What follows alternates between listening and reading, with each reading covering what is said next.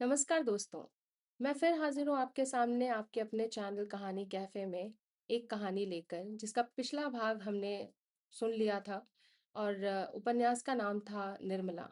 अब हम दूसरे भाग में देखेंगे कि निर्मला की कहानी क्या मोड़ लेती है। पहले भाग में हमने देखा कि निर्मला की शादी हुई उसके बिना मन के, क्योंकि उसके पिता के पास दहेज देने के लिए पैसे नहीं थे। उन्होंने ऐसे इंसान से शादी की निर्मला की जो उम्र में काफी बड़ा था और उनके 3 बच्चे भी थे। अब देखते हैं निर्मला की कहानी क्या मोड़ लेती है। भाग 1 में हमने देखा कि कैसे 16 साल की निर्मला की शादी हुई 35 साल के तोताराम से। कैसे वह उस घर में आई एक बहू की तरह नहीं, एक मेहमान की तरह, अपने ही घर में अजनबी। और हमने देखा एक नजर, मनसाराम की नजर, जिसने सब कुछ बदल दिया। भाग 2 में वो नजर एक तूफान बनेगी और इस तूफान में निर्मला अकेली खड़ी रहेगी। कुछ महीने बीते, निर्मला ने इस घर को अपना बना लिया था जितना बन सकता था। तोताराम के तीनों बेटे मनसाराम, सियाराम और जियाराम तीनों अलग अलग मिजाज के थे। जियाराम मासूमियत से बोला, माँ आज पराठा। निर्मला ने बोला प्यार से, हाँ जियाराम खाओ, खा लो। सियाराम ने बोला, भैया आज कॉलेज नहीं जाना। मनसाराम ने बोला बिना देखे उसको कि जाऊंगा। तोताराम ने बोला, मनसाराम कल तुम्हारे प्रोफेसर का खत आया था, पढ़ाई में ध्यान नहीं है तुम्हारा। मनसाराम ने तीखे स्वर में बोला, जब घर में ध्यान ही बटा हो तो पढ़ाई में कहाँ से लगेगा। तोताराम ने उसकी तरफ देखा, फिर निर्मला की तरफ देखा और कुछ अजीब सा उन्हें महसूस हुआ। थोड़ा सा थोड़ा सा वो असहज हो गए।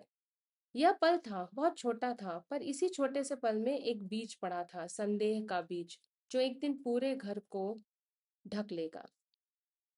मनसाराम बुरा लड़का नहीं था। 18 साल का उम्र दराज लड़का, जिसकी माँ बचपन में चली गई थी, जिसने घर में कभी स्नेह नहीं देखा, और अब एक लड़की आई थी उसकी उम्र की, उसकी दुनिया की, पर उसके बाप की पत्नी। यह विरोधाभास है जो उसे तोड़ रहा था। निर्मला ने बोला, चाय। मनसाराम ने बोला, बिना देखे रख दो। निर्मला ने बोला, पढ़ाई कैसी चल रही है। मनसाराम ने तीखेपन से कहा, क्यों, आपको क्या फर्क पड़ता है। निर्मला ने शांत स्वर में कहा, मैं घर में हूँ, मैं घर का सबका भला चाहती हूँ। मनसाराम ने व्यंग से कहा, घर में है, हाँ हमारे घर में है, बाबूजी के साथ। निर्मला ने धीमे पर दृढ़ स्वर में पूछा, मनसाराम जो है वो है, मैं इसे बदल नहीं सकती, ना तुम, बस इतना जानो कि मैं तुम्हारी दुश्मन नहीं हूँ। और वो चली जाती है। निर्मला ने सच कहा था, पर सच सुनना हमेशा आसान नहीं होता, खासकर तब जब दिल पहले से उलझा हो। एक शाम पड़ोस की एक औरत ने कल्याणी को कुछ कहा। कल्याणी ने तोताराम से कहा, और तोताराम के मन में वो बीज फूट गया। अजीब घर है आपका तोताराम जी। बेटा और बाप एक ही उम्र की औरत के लिए लोग कैसी कैसी बातें करते हैं। लोग वही लोग हैं जो शादी में बधाई देने आए थे, वही लोग जिन्होंने मिठाई खाई थी, और अब वही लोग जहर परोस रहे हैं। तोताराम ने रुक कर बोला, निर्मला। निर्मला ने सिर उठाकर बोला, हाँ जी। तोताराम ने, मनसाराम से ज्यादा बात मत किया करो। सहज होने की कोशिश करते हुए निर्मला ने बोला, वो तो घर का बेटा है, मैं उसे चाय देती हूँ, खाना देती हूँ। तोताराम ने बीच में काटते हुए कहा, मैंने जो कहा है वो सुनो। फिर वो चला जाता है। निर्मला थोड़ी देर तक लैम्प को देखती रहती है और उसका हाथ रुक जाता है। पहली बार तोताराम ने उस पर संदेह किया था, बिना कारण, बिना सबूत, बस दुनिया के कहने पर। और निर्मला, वह सोचती रही, अगर मैंने कुछ किया ही नहीं तो डरूं क्यों। पर जो बेकसूर होते हैं वो डरते सबसे ज्यादा है, क्योंकि उनके पास होने को भी कुछ नहीं होता है और सहने को बहुत कुछ होता है।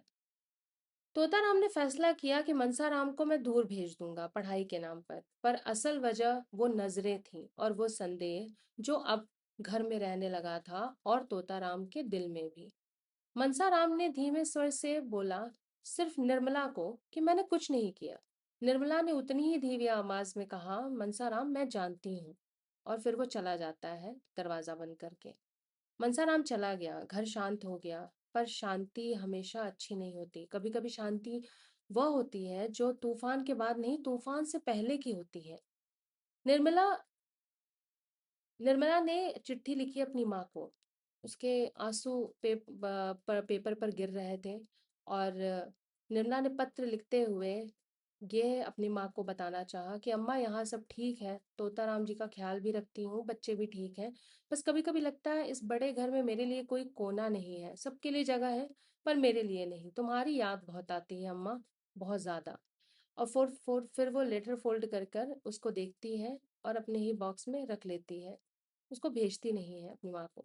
निर्मला ने वो चिट्ठी कभी नहीं भेजी क्योंकि वह जानती थी अम्मा क्या कर सकती है। वो रोएगी और रो ही सकती थी बस, और निर्मला किसी को रुलाना नहीं चाहती थी। दोस्तों, इस कहानी में कोई खलनायक नहीं है। तोताराम भी बुरे नहीं है, मनसाराम बुरा नहीं था, कल्याणी बुरी नहीं थी, उदयभान भी बुरे नहीं थे। फिर ये सब हुआ कैसे? प्रेमचंद जी का जवाब था, समाज बुरा था। वो समाज जो लड़की को सामान की तरह देखता था, जो उम्र से ऊपर खानदान रखता था और संदेह को सच मान लेता था।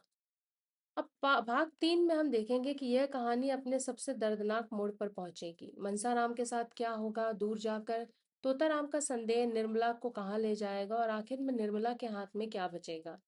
तो आप जल्दी ही आपको मिलेगा देखने के लिए इसका भाग 3, जो जल्दी ही आ रहा है। इस कहानी में आपको सबसे ज्यादा किसका दर्द समझ में आया, कमेंट करके मुझे बताइएगा। और अगर कहानी का भाग 2 आपको पसंद आया हो तो लाइक और सब्सक्राइब जरूर करिएगा। भाग 3 के लिए थोड़ा सा इंतजार करिए, मैं आती हूँ आपके पास भाग 3 लेकर, कहानी का अंत जो आपको सोचने पर मजबूर कर देगा निर्मला के बारे में। तब तक के लिए जय हिंद।